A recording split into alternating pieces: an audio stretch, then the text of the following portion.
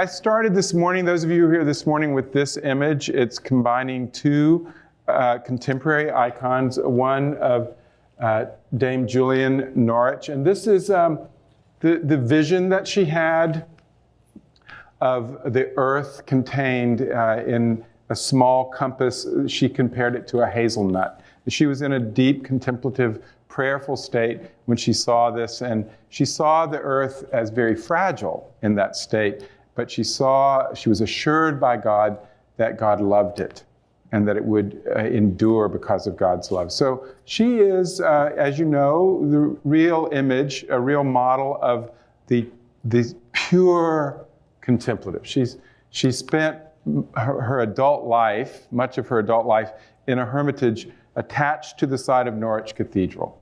I mean, there she was. And there was a cat.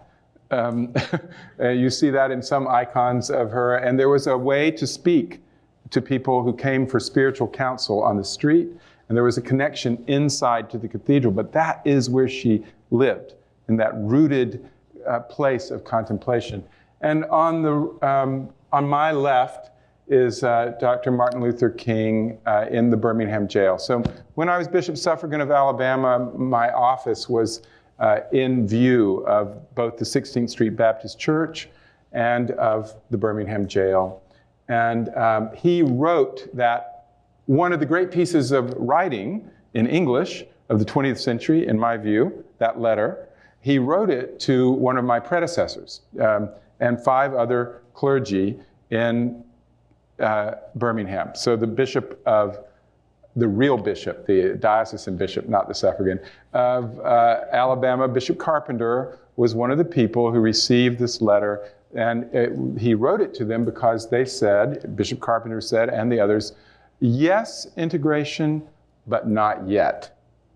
So a kind of idea of gradualism and waiting. And he said, we cannot wait. And all that flow. So he would be, pretty much the picture of activism. We don't consider him the contemplative. Together, they are this unity of action and contemplation together. And I want to suggest that actually is an answer, that it works. That is, Francis and Clare is another great example, contemporaries and friends. So definitely, Francis was a contemplative, but we think of a great deal of his action in the world. Peacemaking at all levels. Peacemaking at all levels. And Clare, the contemplative. But they make together a wholeness. But I also want to suggest that wholeness can be found in an individual human life. That we can find this wholeness within ourselves. That the wells of contemplation can lead to action for justice in an individual human life, as well as in, you see, this is a seed of a community, the idea of a community together. So this past spring, I became inspired to do a little research on Thich Nhat Hanh, the great, maybe, I'm going to make people mad, maybe the greatest living Buddhist teacher. Okay, everybody, hold off. He's a phenomenal teacher of Buddhism, and also his relationship with Martin Luther King Jr. As you know, Martin Luther King Jr. nominated Thich Nhat Hanh for the 1967 Nobel Peace Prize, and he wrote an extraordinary letter nominating him publicly. And that may be one reason there was no Peace Prize given that year, because the Nobel Committee wants those to be in private. Dr. King deliberately made it a public statement, wanting to force the hand of the committee, and they were not going to be forced. But the point was made. The point was made. So I became interested in this because these anniversaries, the 50th of the Selma March, these are not accidents. I want to suggest to you that these moments come to us as anniversaries because we need them. There's a message for us when these anniversaries come around, because isn't it true that a lot of things happened 50 years ago? A lot of big things happened 50 years ago. So why those? Why are those the ones that prick our consciousness and make us pay attention and make us think, because I think we need them. There's a message in them that we need. Look at that. Isn't that beautiful? So Thich Nhat Hanh was also a friend, and Merton was an advocate for him because this was in the heart of the Vietnam War. And Thich Nhat Hanh started the Buddhist peace movement. And he took no sides, but only the side of humanity, the side of the earth, the side of peace. So he was an enemy to North Vietnam. He was an enemy to South Vietnam. He has never lived permanently back in Vietnam as a result. And Thomas Merton became one of his advocates, helping the United States to understand and accept this advocate for peace from Vietnam. And look at that. Such a beautiful picture of Martin Luther King with Thich Nhat Hanh. They're both so young. And in Dr. King's Nobel Peace Prize nomination letter, he mentions that the young Buddhist scholar and meditator had already written 12 books. So I became interested in this moment, this anniversary kind of moment, to ask, what were they? So I looked, a lot of places to find what were those 12 books. They're not easy to find. I never found the whole list of those early publications of his. But in the San Francisco Public Library, public libraries are, Aladdin's cave to me. They're amazing, amazing places. And in the San Francisco Public Library, the main library over there near City Hall, I found 5 original copy books of his from before 1967. Really amazing. And I want to show you what I found in one of his books. This is the inside cover of Lotus in a Sea of Fire. Vietnam, Lotus in a Sea of Fire. That's Vietnamese language script. Someone wrote all over the pages, including on, you can see, onto the dust cover. And twice in that area it says CIA. That's the only part I can read. So they had an opinion. They had an opinion about this war from some Vietnamese perspective that they wanted to share. Then this is in the text itself. It says, it's a little section where Thich Nhat Hanh is writing about the National Liberation Front. And you can see somebody has marked it out 4 times, and then written above it, NLF is a political puppet of North Vietnam. A different opinion. So the reason I'm showing you these things, well, they're fantastic, right? I'm showing you these things because they show the passion that he had for peace. So this is a man that most people know today as having written Peace is Every Step, Ways to Deal with Anger. He's a person of contemplation today in his 89th year. He is a person we have made into one side of those icons of contemplation and action. But in fact, he was a passionate person engaged in social justice, along with Martin Luther King Jr. and Thomas Merton. They're all working in both spheres of contemplation and action. And what is it that allowed them to do this? Well, what the topic was that I was interested in looking at all this was that in 1967, Dr. King not only nominated Thich Nhat Hanh for the Peace Prize, he started quoting the idea of interrelationship and interconnectedness all over the place. In fact, one place he said, the basic thing I want to say to you is that all of life is interconnected. That's the basic thing. I want you to know that. That's really the first time it starts to appear in his work, this idea of interconnectedness. I do not want to suggest that he got that from Thich Nhat Hanh. That is a Buddhist principle. I don't think that's how it happened. I looked and looked at this. I think it's what another Buddhist principle would describe as co-arising. That it arose together out of their common commitment to justice and to the contemplative life. And what was that seed that allowed them both to talk about the interconnection? I think it was first that they made peace with the being who is within through silence and through deep inner work. And then they made the same peace with the other. Inner relationships, all of life interconnected, meaning all of life can be loved, respecting its differences, not erasing its differences, but respecting its differences. So I think that's what it is. Thank you for those steps on. Here are Martin Luther King's own steps on nonviolence. Here's how he said we should plan a nonviolent action. Collection of the facts, negotiation, self-purification, and direct action. And here's where this relationship comes. This is also Dr. King.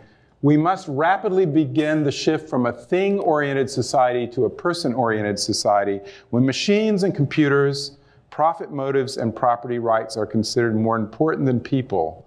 The giant triplets of racism, materialism, and militarism are incapable of being conquered. And I will close by reading a 1967 poem of Thich Nhat Hanh's, which is all about this deep interconnectedness at a very personal level. This is called Let Me Give Back to Our Motherland. Last night, 4 of my brothers died. One was To, one was Tuan, one was He, one was Lan. Let this be known to you. Brothers, sisters, my people, my motherland. 4 young workers, young men, heard my appeal, went out to the hamlets, worked 2 years, sowing trust and love that peace might reappear. Their flesh is mine. Their blood is mine. My flesh is crushed. My blood is dried. At midnight they were dragged barefoot, bareheaded to the riverside, pushed to their knees and shot, and I was shot down on the riverbank. In your presence, O compatriots, O brothers and sisters, let me return the flesh of my brothers to our motherland. Let me return the blood of my brothers to our motherland. This chaste blood and pure flesh which never soiled our name. And their hands. Let me return these to humanity, because their hands did not destroy, because their hearts bore no hatred. As for the skin of their bodies, let me give this back to you, O compatriots, the skin of 4 who never cooked an animal's flesh in its own skin. Use, please, the skin of my brothers to mend those open wounds in our people's flesh, that immense body which swoons in agony.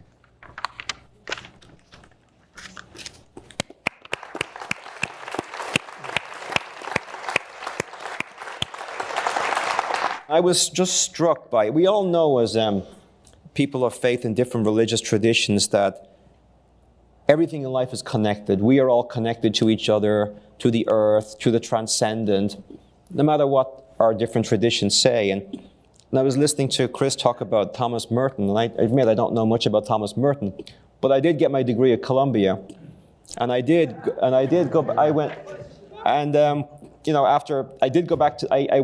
went back to the Catholic Church at Columbia after drifting away for many years, and of course the Catholic campus ministry is Thomas Merton's place, so I'm very familiar with who Thomas Merton is, even though I'm a little bit lazy about having not read as much as I should have. And I also met my wife at the Catholic campus ministry with Thomas Merton.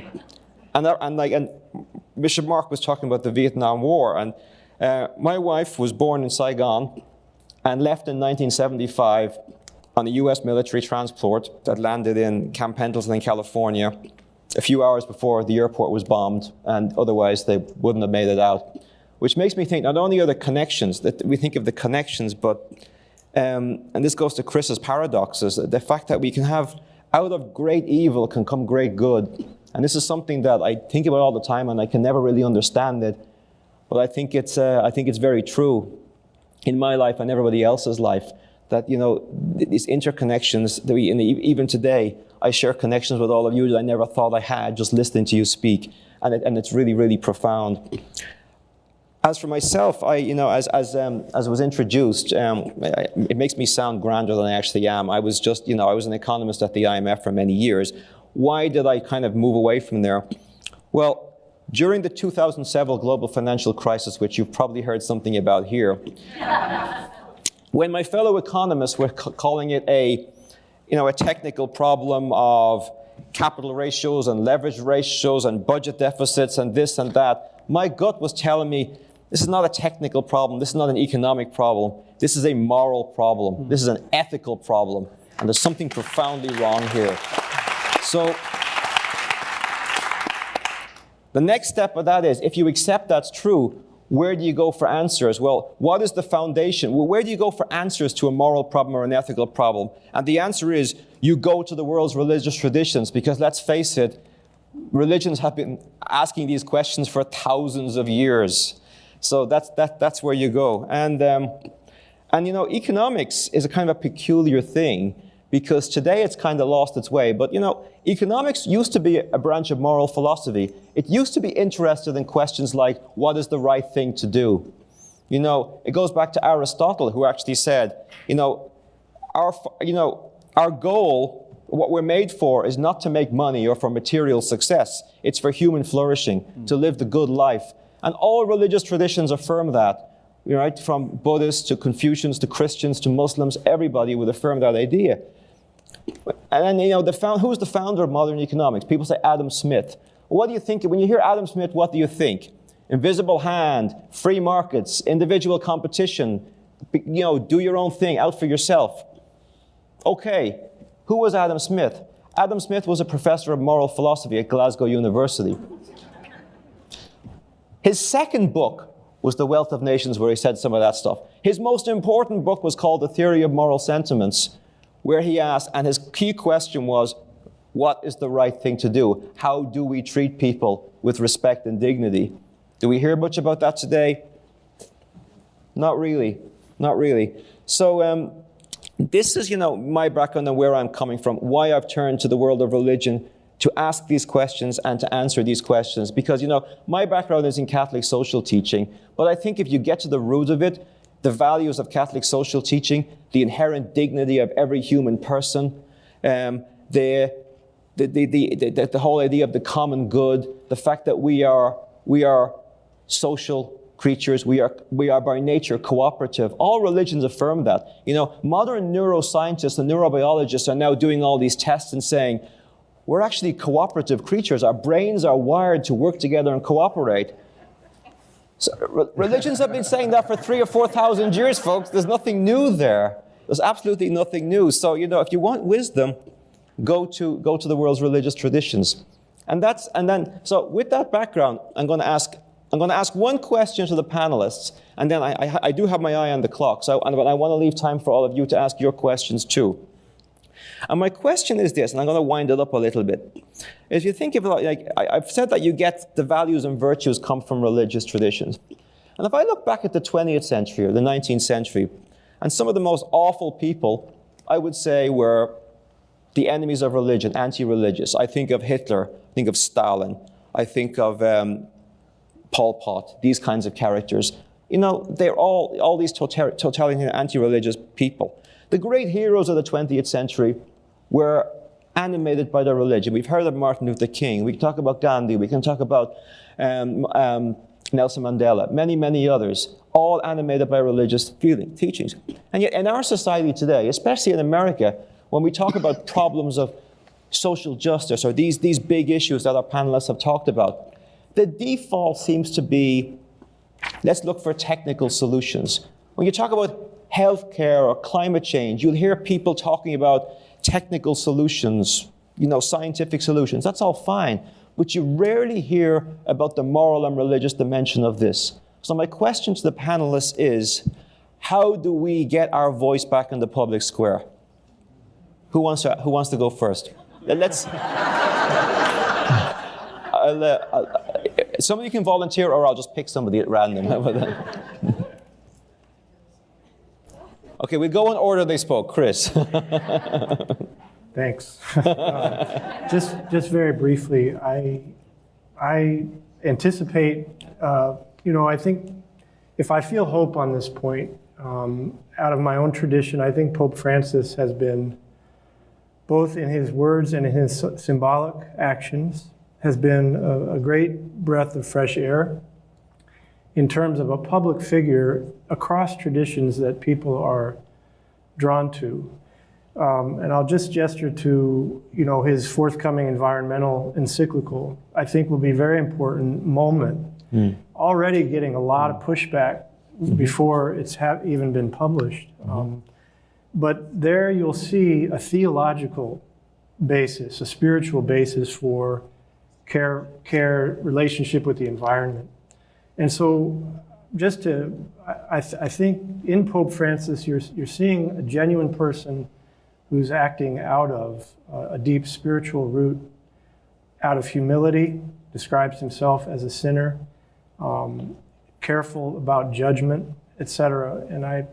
So it's been some time since we've felt hope in the Catholic tradition from the top down, and others might disagree with me on that, but in Pope Francis I see a great sort of a kindling, not only because of him, but because he awakens feelings, truths in us that have been asleep for some time. Absolutely. Yeah. And I can just say that 2 weeks ago, I helped organize at the Pontifical Academy of Sciences at the Vatican a gathering of top climate scientists and development experts, along with top religious leaders, Catholic, Protestant, Orthodox, Muslim, Hindu, Buddhist, and Sikh. And the great thing was the religious leaders all affirmed the science and the imperative to take action. And the scientists also affirmed that this is a moral question as well. So that gave me great hope. And everybody is awaiting this encyclical with bated breath. And it is coming out in June. So we should all read it. Bishop Marc. It's a great question. As long as the church was able to speak with one voice, when there was one church, it was not easy, but easier.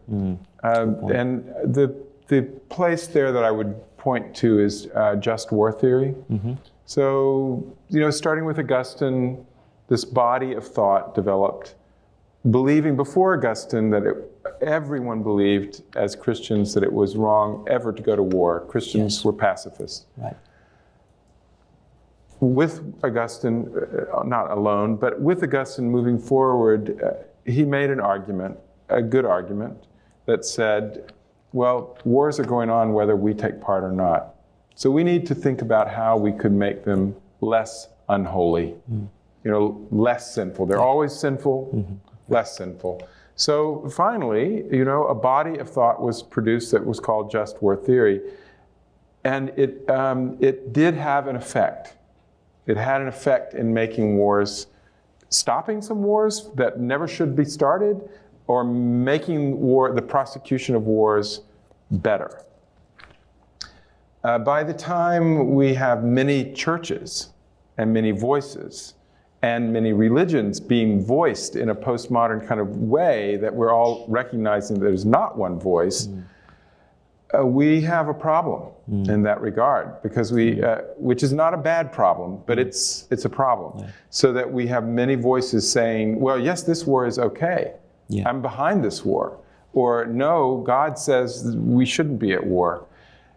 In my mind, it came crashing into my consciousness at the beginning of Desert Storm, our first entry into Iraq war, when the then president, the elder Bush, who is an Episcopalian, did not choose to have a conversation when requested by the then presiding bishop. So he just said no. And that was, for me, a big moment of, well, we can't even get a hearing in that regard. So I would conclude this by saying I think that all of us, we need to maintain the multiplicity of voices. I respect and I pray for Pope Francis, but on many issues, he's not ever going to speak unless God answers my prayers. On several issues that are important to me and to the church I represent, right? So I want all those voices that are spiritually based to be privileged, all of them, multiple, not a minority voice, but a multiple voice. And I think the way we do that is stop letting the secular media tell our stories or not tell our stories. All right. Absolutely. So what I mean by that is over the human sexuality issue, the struggle in the Anglican Communion, the New York Times reporter interviewed me for 2 hours and didn't use one word of what I said. Mm-hmm. Now, I said some good things. And I said them pretty well, but I had very, very carefully constructed a narrative which was not the one that the reporter wanted to already file. Right. So what the reporter wanted to file was the tiny, wealthy Episcopal Church in the United States is at odds with Nigeria, which is 17 million Anglicans. Would you comment on that, Bishop Andrus? And I said, the Episcopal Church has beautiful partnerships in Africa. We are working on the AIDS pandemic all over Africa. We are working on poverty all over Africa. And I can point to, and I did, point to some beautiful partnerships in particular. Well, that was of no interest. So I think it's time for us to actually create, and maybe, the Festival of Faiths is not a bad platform, to create, if you will, a news service that tells the stories from our multiple faith voices. Because there's some beautiful stories out there, and there's some also terrible stories that are not actually being reported. So that's my answer. And that's a great answer. Thank you. Okay. Ambassador. Well, I think it was surmised. it was brilliantly surmised. So we can... Okay. Yeah. Okay, Yeah, perfect. I think it was brilliant. Well, good afternoon, all. Good afternoon. I'd like to really acknowledge and thank the Festival of Faiths, its founders, the intent, the conveners, and those who work so diligently to update and or bridge both the tradition with contemporary action, what's going on now today, and to make it much more relevant to a cross-section of people. About, I guess, 3.5 years ago, I was at the Brown home, and I was in a huddled conversation with Owsley Brown II, who marveled at what had come of the Festival of Faith. And while there's religion and there's denomination of religion and there's the scripture and it's the rules and regulations and the various practices, he was moved by the fact that when you bring people together under one roof, despite or in Congress with all of the varying religions, that there's always some kind of seed of likeness that comes. And people, he said, people would be a little rigid at first, not wanting to give up on their stance. And somewhere there was an exhale of kind of union. And he said, and it works. And so I've not been in Louisville at the same time that things have taken place. But I'm really happy and honored to have been invited to participate this time. And I'm here just coming back, being on the road off and on for the last 8 months, and internationally, in the US and abroad, and how we are interpreted abroad. I mean, we have so much opportunity here to exercise advanced thought, to be contemplative before action, and we're not. We're not leading with that, and we have the opportunity to do that. We have the history, we have the foolproof lesson plans of persons that you have just acknowledged. We've experienced it, we know it. We don't have to start from scratch. It's there, we can just sort of dust things off and start again and figure out in our silence, as you've started us. When you go to the core of your soul self and listen to the voice of your marrow, uninterrupted by the distractions of a day, by the distractions of what you like and don't like going on, but in that little pure place that we really do live with the answer. It's how we polish it off. It's how we go in. It's how we reclaim it. And not even letting loved ones distract you from that core truth. We hear it. The bulletin, the whisper is always there. It's the thing that a baby walks with before you say, no, no, don't, no, no, don't, no, don't. I remember I have a sister who is left-handed. My mother thought it was better to be right-handed. So she kept giving the baby the spoon in the right hand. And she would flop it, and it would be food all over the place. And then somehow or another, she would find it back into her left hand, and everything would just go just smooth. So somewhere in there, she learned to work with her right hand. But now, as a 52-year-old young lady, she's left-handed again. We have to find where the truth of our Congress is all the time, and that you have the right to it.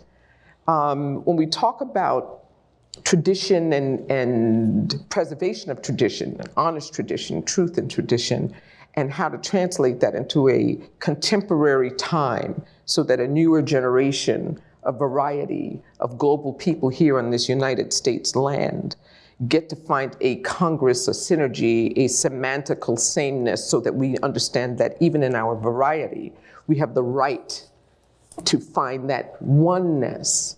I grew up a multiple. But I also learned that when I went to school, there was an assigned place. Fortunately, I had a household that nurtured the multiple. But there are many people who are restricted from the multiple. But now there's a balancing act for a young person to find his or her fraternity or sorority so that you can be your full self all the time.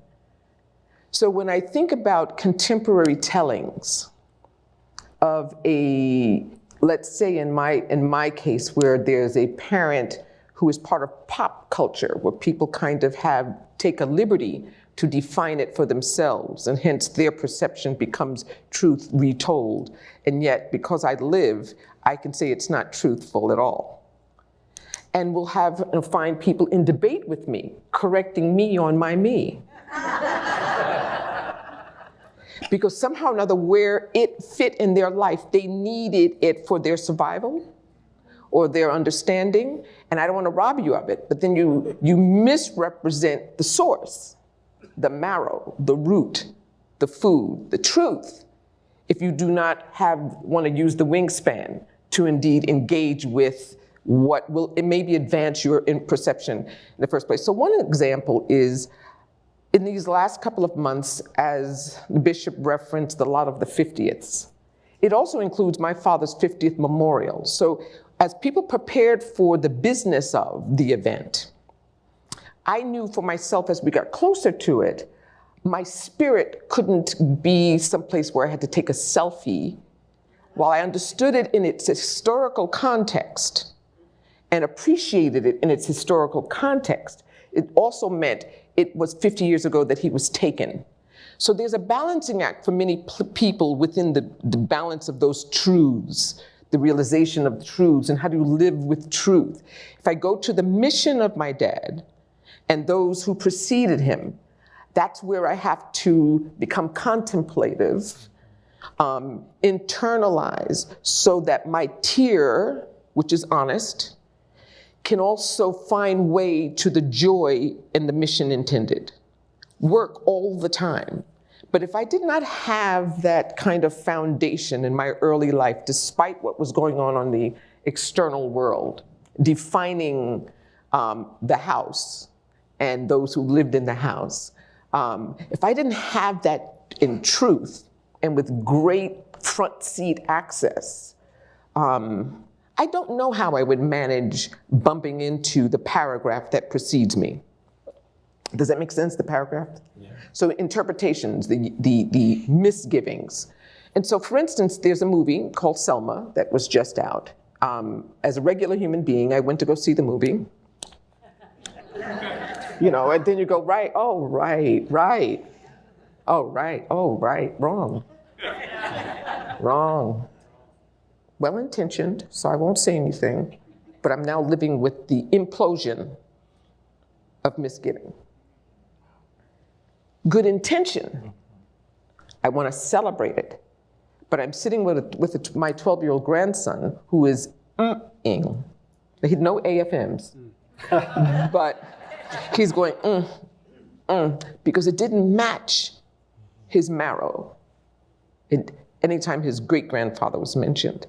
And so, for instance, an example, and it's because we think we know what we know. And we don't research or explore variables and possibilities. So there's a scene in the film, if you've seen it. How many people saw the movie Selma? Okay. There's a scene in the film where the character who portrays Mrs. King goes to visit her husband in the prison. In real life, that didn't happen. They didn't allow her to go. And I think when you tell the truth of keeping a spouse from seeing another, that's a better story in its truth, right?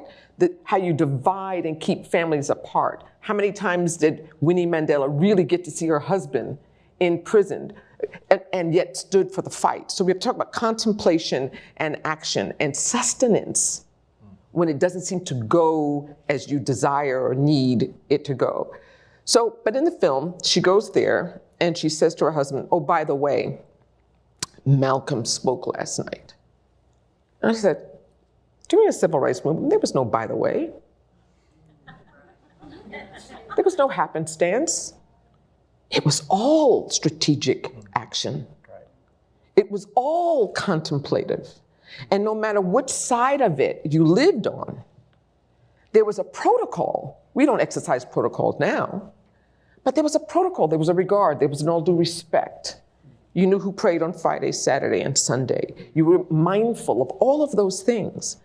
What would have been better would have been the truth, is that Dr. King had invited my father to come, so that you don't think that there's a polarization with people who may seem to be different, but in the contemplation, they know that the end result requires united action. So it's mindful and strategic and intentional if your end result or the desire for the action is pure and on behalf of a greater beneficiary. Also for the March on Washington, my father didn't really think he wasn't a supporter of it. The intention, yes, but he didn't believe that governmentally the outcomes would bear the fruit that was desired. So it certainly is a mark on the calendar, but we are 50 years away from yearning for those same fruit. However, my father was there, and he was it stayed in the suite of Ruby Dianasi Davis, who were the moderators of the March on Washington. Because again, mindfully, let Martin know I'm here, that I made it. But if I go out there, it will eclipse the focus. So I'm here to support you, but I can't be there because it may not fare well in the intention. So goes on all the time. We vote based on presumption. We misread highlights and headlines. We are specific to one based on a whisper in the ear or a variance or something. People think that the president is Muslim and they didn't vote for him for that reason. When you want to say because he has one birth father and one stepfather who was Muslim, his orientation was in Christianity. But because a little bit is on him, you think it's going to interfere with who you are. Or that someone at the end on the other side would find light that would be in union. I think the best is someone who's lived as a multiple. For me, having grown up as such, I was not a convert. People think how many of you think my father was a convert? Converted to Islam? You can tell, you won't get in trouble. That's okay. Because again, this forum, the Festival of Faith, as I understand it, is a come one, come all. We can actually all just sort of exchange together and understand. My father is first generation American along with his siblings. And on my grandmother's side, we're Egyptian by way of the Caribbean. Really normal, right? So it's part of the legacy. It's just part of the lineage. And that my grandmother, when she was raising her children in the 30s and 40s, would every Friday, Saturday, and Sunday take her children to a different holy house with the ones nearest and the ones furthest away. And on the ride home, they would talk about, what did you get from that?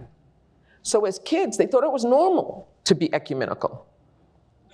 They thought it was normal to hear, because at the end of the day, there was like driven faith, no matter what they called it. Most were Abrahamic, so that you started to find the union and all of it. So I, the eldest of my father and mother's child, can say openly that I feel, while born Islamic, comfortably, proudly, with lineage. Is that on tape? No alignments. I can't interpret it for you, the rest, that people think, what are you all doing over what's never? I wasn't at that meeting. I don't know. I can't do that for you. But I know the kind of Muslim I am, the way I entered the space of God and the Almighty came through variable grandparents, who none of my grandparents are the same origin or makeup. Now, my assignment in America is under one box. What box? African American. And you give one narrative to it. You don't even realize the variety in which we exist in our plenty. As a matter of fact, some of us may be related. I'm comfortable with that. But it's not always in reverse, right? If I recognize something in your nature and I say, you know, we may be kin, some people back up. Or some people think it's a hip thing. Like the only way to be of African descent is to kind of be hip. So as opposed to intellectual, the other characteristics that go along with it. But by the time I was in the 8th grade, preparing to go to the United Nations International School, yet a continuum of an intention of my parents. I was born Muslim. I was in a parochial school. We did daily devotions every day. I knew the book of the Bible and maintained it and did chapel on Wednesdays. All that seemed normal. On Fridays, I sat with the Jewish kids because it was pork and beans day, and we didn't eat pork and beans. We had grilled cheese sandwiches over here. Didn't know that me being Muslim and them being Jewish was different. Actually, they were black Jewish people named Coleman. I thought that's normal. It all depends on what you introduce to a child, right? And in my parents, I didn't get the narrative that people in the street got. And my parents, even in amidst the civil rights movement, never told me who a unanimous enemy was. I didn't get that. That's not part of the doctrine of the Shabazz household. So when I enter the world and people start with that narrative, I have to take a deep breath and say, the lesson plan for me to know where to go next is to undo some of those things. And do you think a person could really walk around and be X all day? No, his name was Shabazz. Not out of the blue, not as the movie says, not as we excerpt, not in removal. You can't function like that. You can't really coexist like that. I was really, really very comfortable as a child as my Quaker self. So even the silence at the beginning was just beautiful. And imagine being 10 and as a Quaker, when you're going through Vespers, and you can actually break the silence. And at least in those days, you could break the silence with a song, you know, a folk song or something like that. That was the cool thing about me when I was young. You know, a guitar kind of like did a Kumbaya number. And my favorite was Blood, Sweat, and Tears. I'm not scared of that, you know, that one. But we could do that because lyrics and folk music at the time spoke to the time. So that's part of my backdrop and narrative and my welcome, and that the work of contemplation was continuous in so many levels from my vantage point as a young person growing up in the 50s and 60s, and it shifted a little bit in the 70s when we seemed to have gotten everything. We got a little bit more complacent, and then we wonder what's happening now. So I just wanted to be able to insert some of the beginnings of contemplation as it relates to, and action as it relates to movements, not just revolutionaryism, but actualism, evolutionarists, 6-7 generations for me and my family on one side or the other, where their price was death in some cases. And so the apprehension is, how do you go about it in a way that doesn't cause risk? But when you have principle or purpose, as you put on your suit and tie and walk out, principle and purpose wins. And then at the end of the day, you have to reevaluate the risk. But depending on how you're wired, principle and purpose wins again. And so at my age now, as I move around here in Louisville, I spend a lot of time in Louisville. I like Louisville. You can tell I can say it. I should have been gone 5 years ago. I'm still sticking my toe in. I like the intention of Possibility City. I like the intention of evolutionary thought. I like the intention, the willingness to have gatherings like this to make sure that there's a cross-section, and the private conversations I get to have with those who want to figure out, how do I not disrupt tradition by daring to engage in a contemporary thought and then bridge them, because we need both.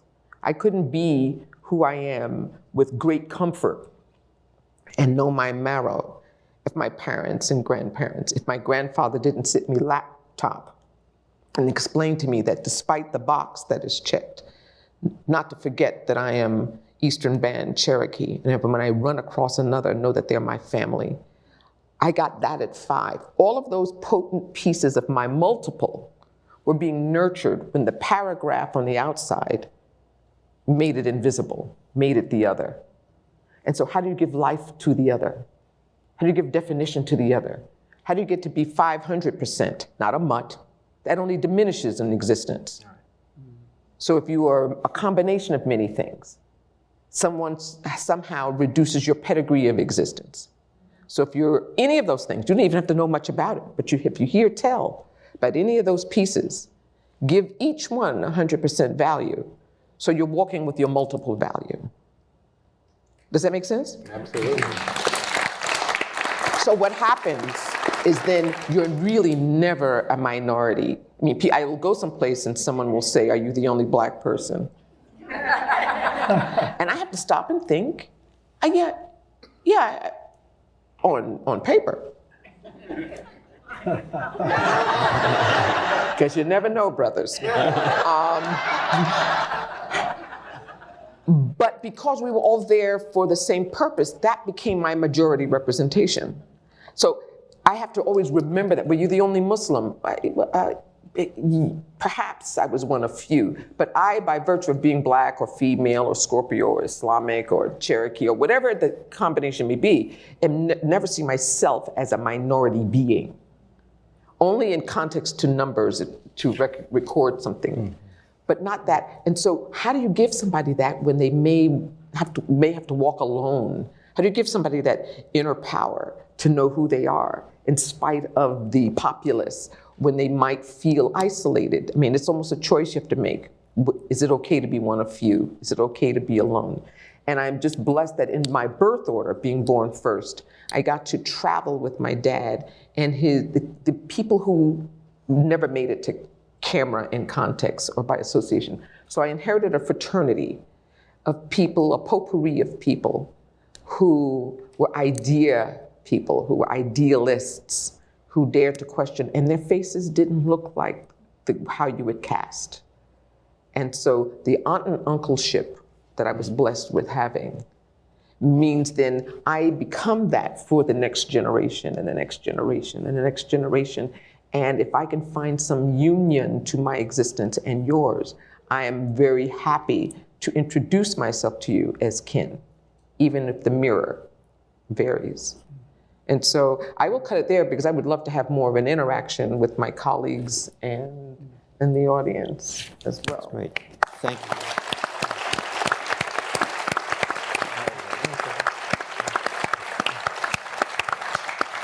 So it is a great honor to be with the panel and with all of you today. Thank you. Thank you. So this theme of contemplation and action, yesterday during my remarks about Thomas Merton and his role in my own life, I alluded to music as having a key role, playing a key role in my childhood and on into my adult life. how music really, for me, was a kind of a first doorway into prayer and contemplation. And learning the piano as a child was really my first teacher in the way of prayer, of deep listening, and of contemplation. And so I thought it would be interesting to experiment and test that insight a little bit in our panel today by beginning with the story of two musicians, and then in just a moment listening together to a remarkable piece of music. So let me just provide a little bit of background for the music meditation that I'd like to invite us all into. And it begins with the story of Eugene Friesen, who is a cellist. And if you have the slides, I'd like to show you a picture. So Eugene Friesen is a wonderful cellist who played for many years in the Paul Winter consort. Many of you will know Paul Winter as a pioneer in jazz and world music and fusion. And his friend Paul Haley, who's a piano player, and together Eugene Friesen and Paul Haley played in the Paul Winter consort for many years, but they had never recorded together, just the two of them, and always wanted to. And so one night in the deep winter of 1986, somehow they arranged to set up their instruments in St. John's Cathedral of the Divine in New York City. I think the largest Baroque cathedral in the world, just a magnificent space. And in the middle of the night, in the winter, they set up their instruments. If you can picture this in almost total darkness, and they had only one person with them who was a recording engineer. And that night, they played together and recorded everything that they played. And the result of that evening is an album called New Friend, a remarkable recording, unlike anything I've heard before or since. The final song that they recorded is called Full Circle, and that's the song I want to share with you as a kind of a doorway into our topic. But I want to ask you to imagine yourself with me, being there, being present, maybe sitting up in the choir loft, looking down on these two musicians with just a little bit of light, a little bit of light on their instruments, enough so that they could see each other and respond to each other. And so we'll have a moment of silence, and then I'll ask to cue music. Before we start the music, one other detail that I want to share, that everything that they recorded that night was unrehearsed. They hadn't rehearsed any of the music, so it all was improvised. It sprang, as it were, from nothing, from the womb, if you will, of this silent cathedral. So let's pause for about 15 seconds, and then when you guys are ready up there, after a moment of silence, please cue the music.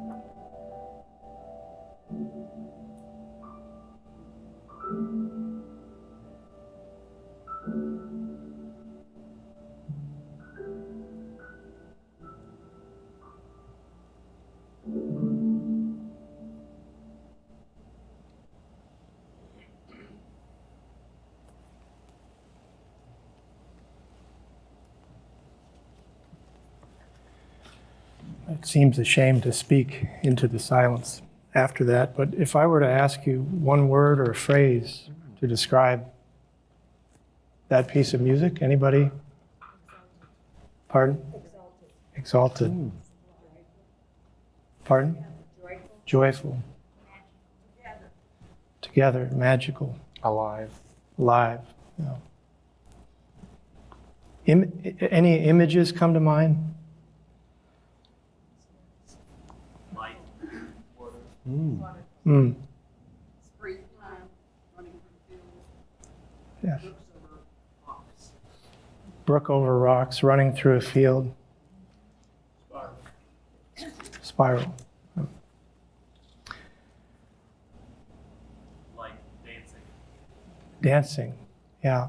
The image of the dance is an image that comes to me very much. And as the two musicians kind of, Eugene Friesen opens the space, and then Paul Haley comes in, and they're off, circling around each other, giving and taking and listening, responding. Just phenomenal piece of music.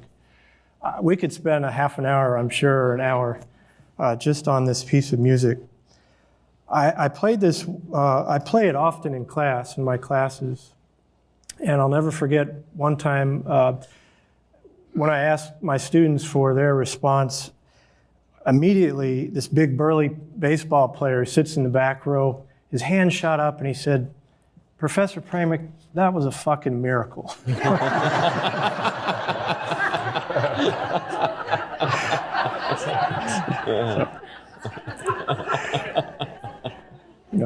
I dismissed them all on the spot. I mean, there was nothing more to say. That was Baseball, that's spiritual profanity. that's right.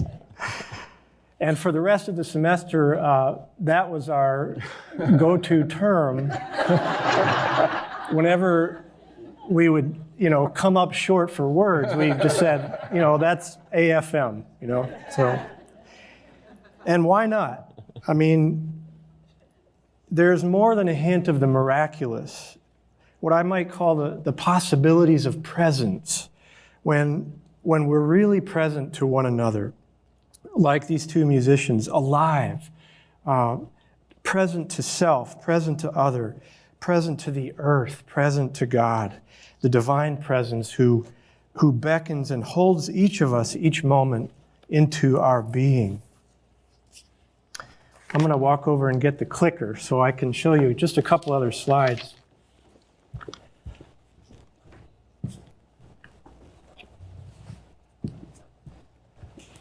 So, again, we could tease out so many different wonderful themes out of just this piece of music alone, but just to gesture to some of the paradoxes, that come together in one piece of music. How about solitude and communion? Imagine these two musicians their whole life long mastering their instrument in many, many hours of solitude, so that they didn't have to think about their instruments anymore. The technical mastery is just phenomenal, and they can forget about it. So that when they come together to play, they can be completely free to respond to each other in that moment. And look what is born out of that. Solitude and communion, all of it there in this spectacular piece of music. How about the paradox of structure and freedom? The discipline it takes to master an instrument, the structure, the scales, all the rest of it, which is a miserable thing. If you've ever learned an instrument, it's very difficult to master scales and all the rest. But that structure and that, and the music is not chaotic. It's not anarchic, right? There's a structure to it. And yet, like good choreography, the structure sets free the two musicians. It gives them freedom within which a kind of a structure to make beautiful music. So we could play with a lot of paradoxes. Emptiness. Imagine the emptiness of the cathedral and how out of that womb of emptiness comes this fullness of vitality and life. Receiving and responding. I think you see where I'm going with this as a metaphor for the spiritual life and for the sort of seeming dichotomy of contemplation and action, which really are two sides of one beautiful dance in the spiritual life. I want to mention one other thing, that this could have failed, that there was risk, there was vulnerability. They had not rehearsed this music. They didn't know what would happen. And yet, in vulnerability and trust, they brought themselves to the dance and trusted that something good and beautiful might emerge. But it could have failed. And again, isn't that how it is in the spiritual life? To endure the moments of dryness, the rigidity of formal prayer, liturgy, all the rest sometimes, which is very unsatisfying, and yet we show up trusting that something will emerge, that the power of presence will fill us again. So let me shift then into our world today, and I want to share an example from the life of Thomas Merton by way of illustration. I grant that when we look at the state of our world today, the sheer scope of violence and division, the musical metaphor might seem a little quaint, romantic even, at best, or even naive and Pollyannish at worst. When you compare it to kind of the need to get into the public fray of political discourse and action, revolutionary action for change and for justice. But I want to gesture to one concrete example of what I'm trying to suggest here about the miraculous possibilities of presence. A kind of beautifully improvised music, if you will, unexpected, that emerges in the life of Thomas Merton in the last decade, especially in his outreach to people of other faiths, and especially in his role as pastor to the peace movement. Just to gesture to this remarkable gathering in 1964 at Gethsemane, when Merton hosted 14 peace activists, including the Berrigan brothers, Jim Forrest, Tom Cornell, John Howard Yoder, A.J. Musty, and many others, names that are probably familiar to many of you. They ranged from ages 23 to 79, representing Catholic, mainline Protestant, Quaker, and Unitarian traditions. And over the course of 3 days of intense conversation and prayer, they touched on topics ranging from the nuclear threat to racial justice, poverty, the increasing invasion of technology and media into our lives. They prayed together. They drank some beer together, no doubt smuggled into Merton's hermitage by some mad farmer who he knew down the road. They probably drank some bourbon together. There's a wonderful new book by Gordon Oyer about this conference called Pursuing the Spiritual Roots of Protest. Why did they come? In an era of sharply divided religious and political camps, what motivated Merton and these others to come together in a remote monastery in the middle of Kentucky to explore what they called the spiritual roots of protest? Perhaps the same thing that compels us here together in Louisville 50 years later, to rediscover ourselves, our deep kinship in one another and in the mystery of God. Think about it. Like Eugene Friesen and Paul Haley, they came to make something beautiful, seemingly out of nothing. There was risk, there was vulnerability. There was no score written ahead of time, no playbook for such an ecumenical gathering in 1964. It would be very hard to overstate how radical this meeting was at this time in the United States. Not a few Catholics in my own tradition, and probably even a few of Merton's fellow monks, would have considered it scandalous, actually, that he was meeting across boundaries outside the Catholic tradition. From the vantage point of historical perspective, we might even call it AFM. That was my laugh line, so thank you for getting it. But truly, it really is an astonishing meeting. And so I urge you to find that book of Gordon Oyer's. Just a couple of things about what they did, and then I'll sit down. One of the key questions they wrestled with, really the first one that framed their agenda, was this question: by what right do we protest? By what right do we protest? And I think behind the question lay the conviction that protest by itself, without spiritual roots, without presence, without discipline of silence, and listening to the other, perhaps listening to our enemy, the one who we want to throttle because they have their boot on our neck. That protest and revolutionary action without some measure of humility, without a sense of mutuality, without love, dare I say it, can very easily devolve into the same kind of mass injustice practiced by the state or perpetuated on the powerless by those in power. And on this point, their discussions were overshadowed, haunted everywhere by Reinhold Niebuhr, the great American Protestant theologian, whose writings on public theology, if you will, theology in the public square, emphasized over and over again how human beings, especially in groups, have an amazing capacity for self-deception, a tendency to self-justify, to rationalize our own position, and finally to demonize the other. What he described as the moral seduction of the collective, the mob, the herd, to demonize and to seize power.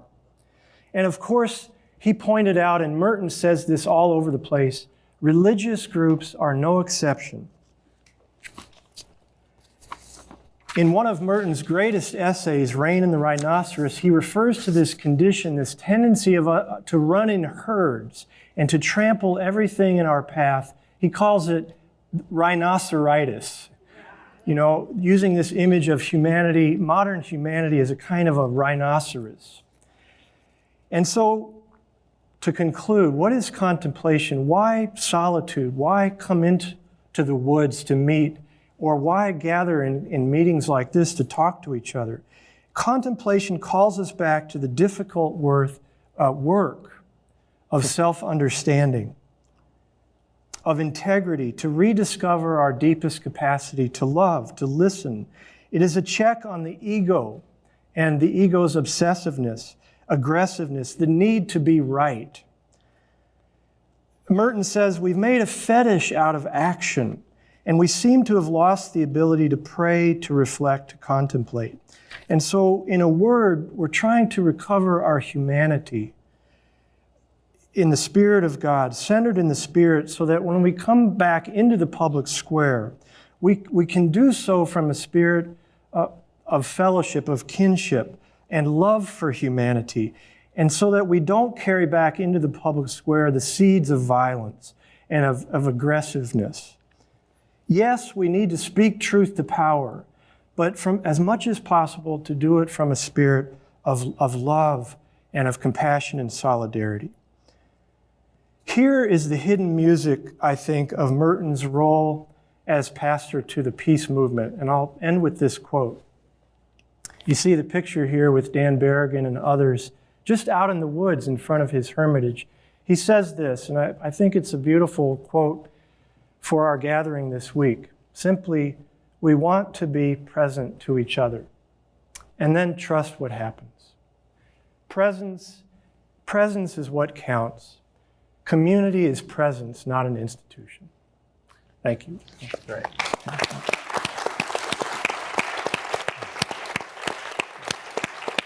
So there are people with microphones. So anybody want to ask a question? I know people around here are not shy, so please.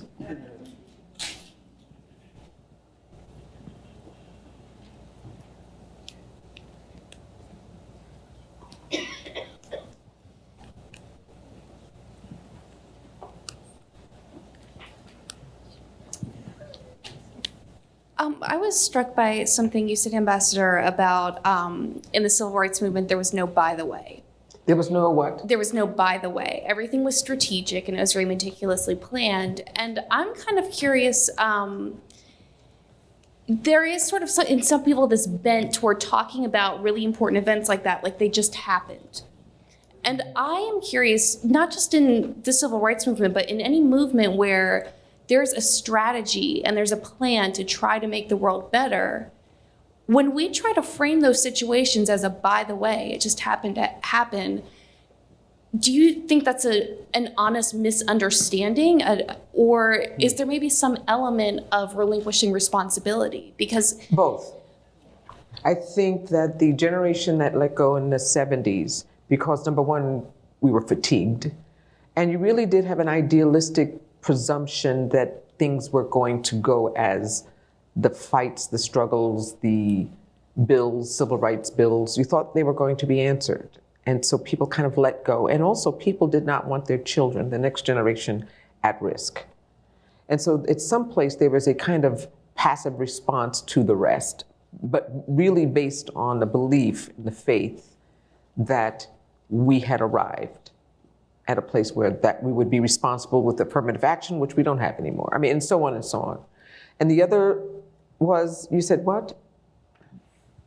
Well, I was curious if maybe when we look at situations as if they happen to happen that way, somebody who is from the outside looking in is looking at it as it's going to take care of itself. I don't necessarily need to be concerned with this person's struggle because look at what happened when Rosa Parks just decided she didn't feel like moving to the back of the bus. If we look at it as it's a spontaneous thing and things got better, is that maybe something that people in a position of power use to avoid the discomfort of, I need to question how I see this situation? I think the bishop stated it one way. He gave us a remark, and whoever excerpted it and reported it revealed the edit. But then we believe the edit.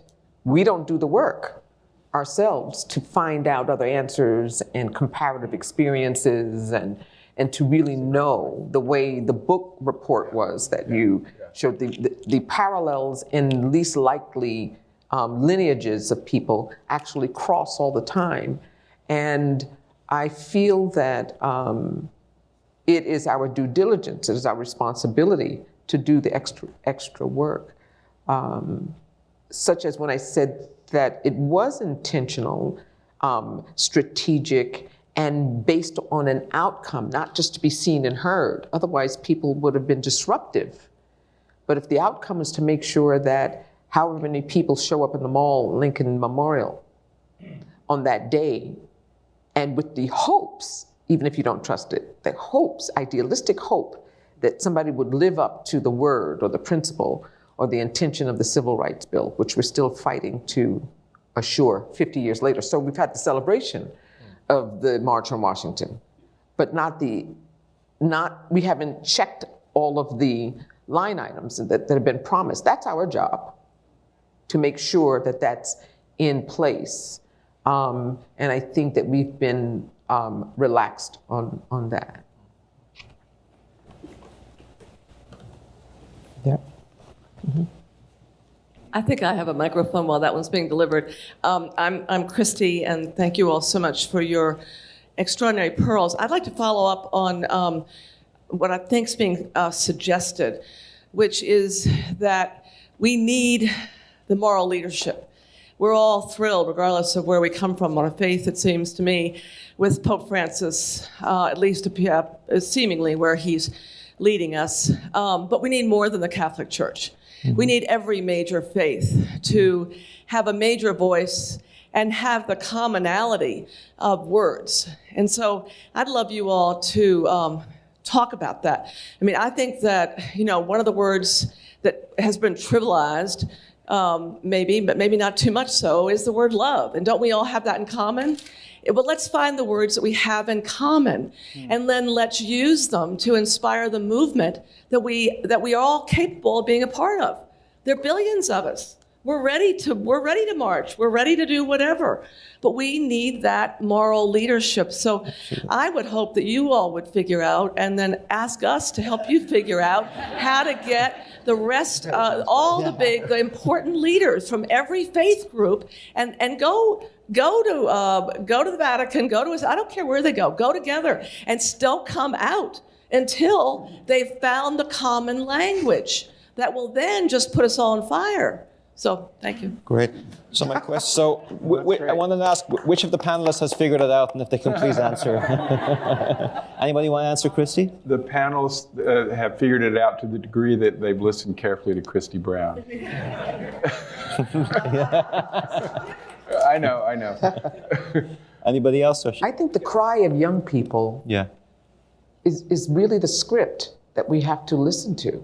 I mean, the young people today, when I talk about being a multiple, young people don't care which denomination answers it.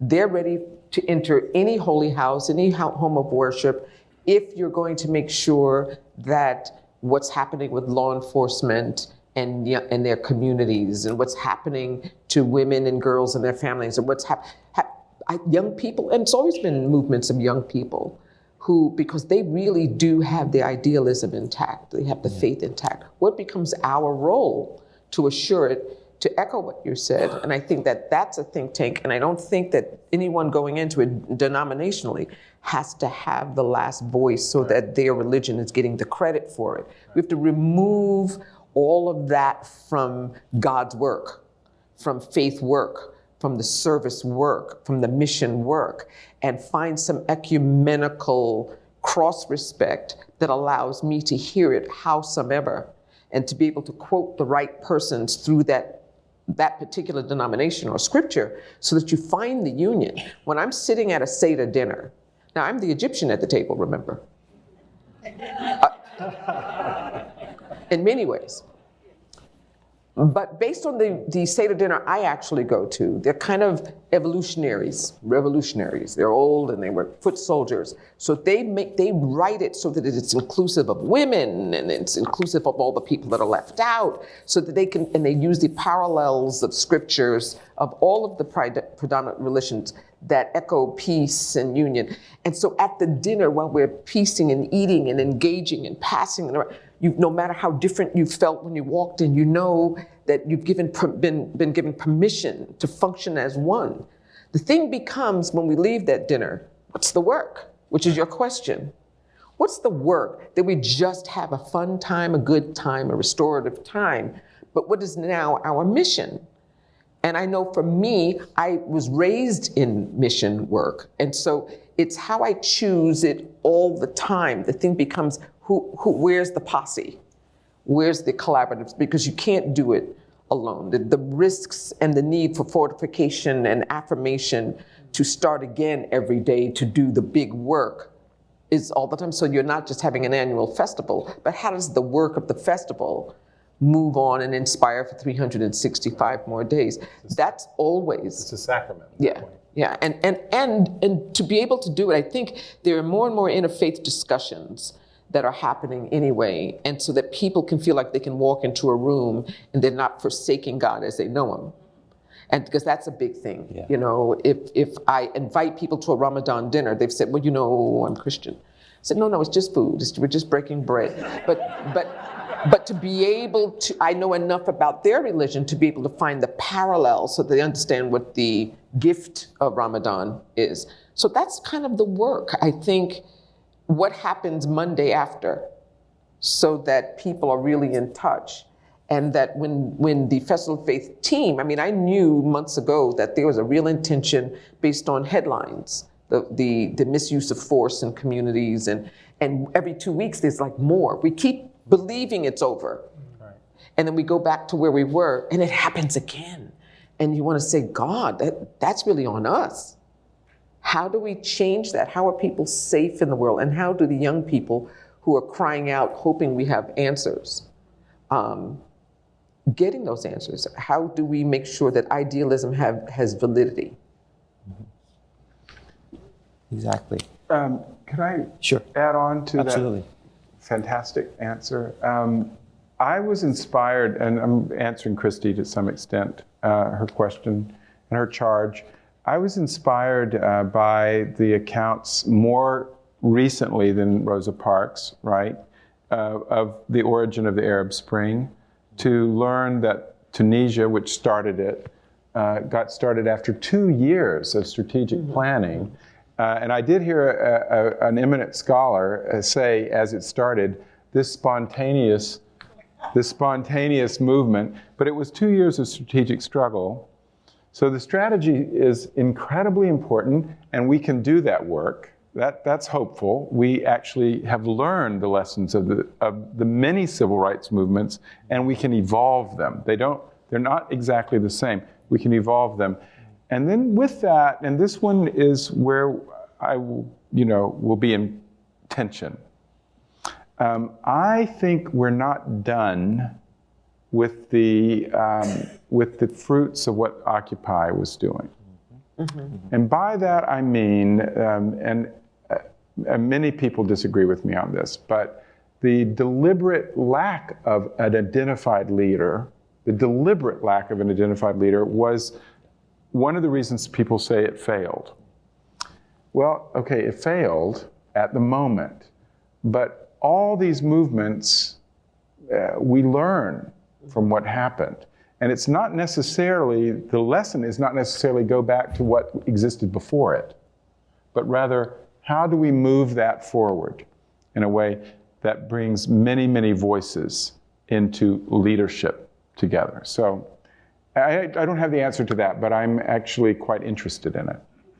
And not combative leadership. I mean, people generally Collaborative think, leadership. yeah, collaborative. They think they have to choose one side Right. or the other. And I mean, your Seder is so beautiful, and I hope that they pray for the Egyptians too. well, yeah, I'm there. I'm there every year. But you know what I mean? It's like, it's Yeah. not just that they drowned in the sea. Well, yes, right. It's a brilliant Seder. It's one of the Seders I wish they actually did a lesson plan with every year. That would be amazing. They're nearly 90 years old, so they've been long at it.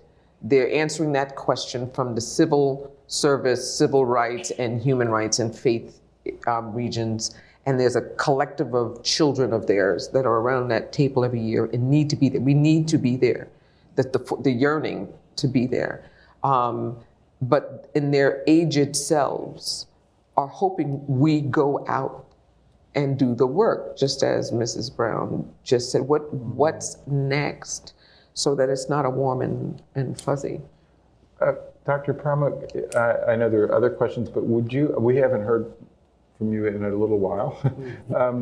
What about Sophia? I mean, I'm just asking, what would Holy Wisdom say to these questions? Do you have another hour? No, I think if I were to think through Merton's imagination just for a moment, I think image of God matters. He would go down to the deep theological and question the predominant image of God, that out of which we operate, the stories, the images, the narratives by which we structure our lives.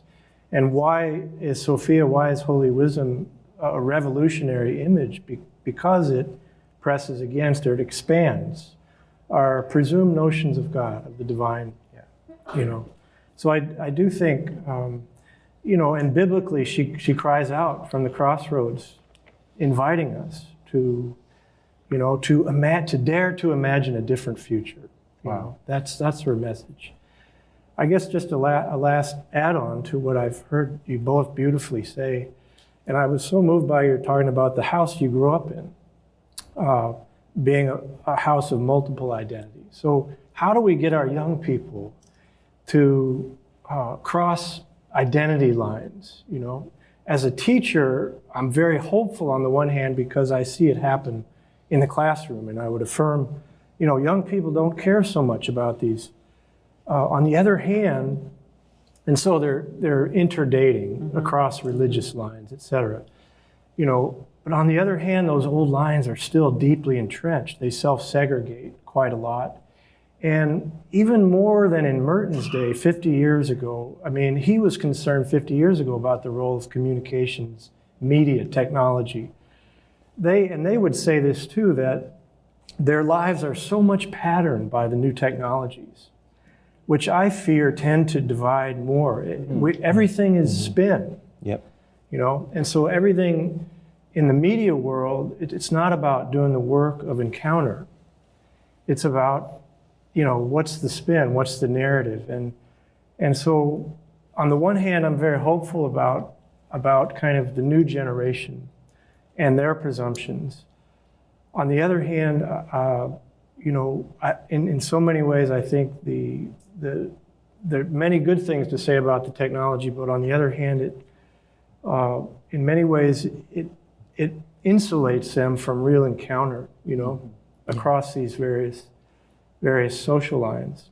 So, and as a parent, as a father, I have an interracial family. We've adopted 2 children across from Haiti. So we have 4 children, and I'm, so I was, listening to you very closely about identity and how my kids, how can I strengthen their identity both as Haitians, but also as, as children of our family, et cetera.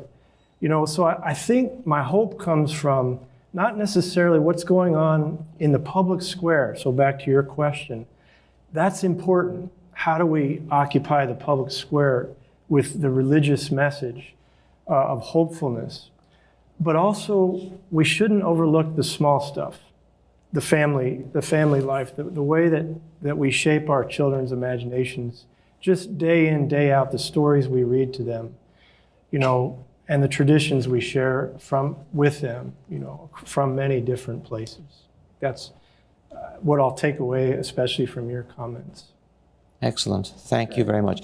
Let's grab one more question in the middle there, and then we have to wrap up. Yeah. Hello. I loved your term multiple. I'm also a multiple, and I come out of a disaster. My father met my mom at the end of World War II in France. I was born and raised here in Louisville. My question to you is, in our society in America, I understand that there are less and less people who are joining communities of faith. In Europe, I've recently heard that 90% of all the French people, I'm not including the Muslims, which are of course on the rise, but only 10% or even less attend church, and only for baptisms, weddings, funerals, communions, etc. So my question to you is, who will do this work? Who do you see in your mind's eye as the people who will tilt things? When I talk to people in France about this, they all agree with me. Most of us in this room are in agreement of everything you've said. It makes absolute sense to me, and it makes sense to a lot of people. But who is going to tip it? Is it going to be in the socioeconomic realm? Is it going to be in the age realm, the millennials, et cetera, the baby boomers? Or is it going to be in the seat of the people, fewer and fewer, who are in faith groups? And I'm sorry, it's kind of a complicated question. Oh, it's amazing question. Yeah. Anybody want to take that? I think that starts with you. Yeah, I'll Just be because brief. of the Yeah, cloth. okay. Yeah, but I'll be brief because I want to hear both of them. But were you here last night for the music? It was absolutely what you said. I forgot AM, FM. Yeah, it was, right? So thank you. That I don't need to say a lot more. That beautiful movie about your city, Music That Makes a City. So if you haven't seen it, I absolutely recommend it. And your mayor at that time, in 1933, after the flood, he said, he studied Confucius, and he said, a civilization is built on its arts. I'm going to do that. And those young people, and they were almost all young, here on the stage last night, from so many musical and cultural and cultural traditions, and ethnic traditions, and racial traditions, they were playing together in the most beautiful, beautiful way. And every one of them were from faith traditions. So my answer very simply is for Louisville to continue to support those arts. And something beautiful will be born out of it. And don't let Teddy Abrams go anywhere. Okay, thank you. Yeah. I think we've actually reached the end of our time here today. And so we can't take any more questions. So let me just thank these amazing panelists for their profound insights today. Thank you. Yeah.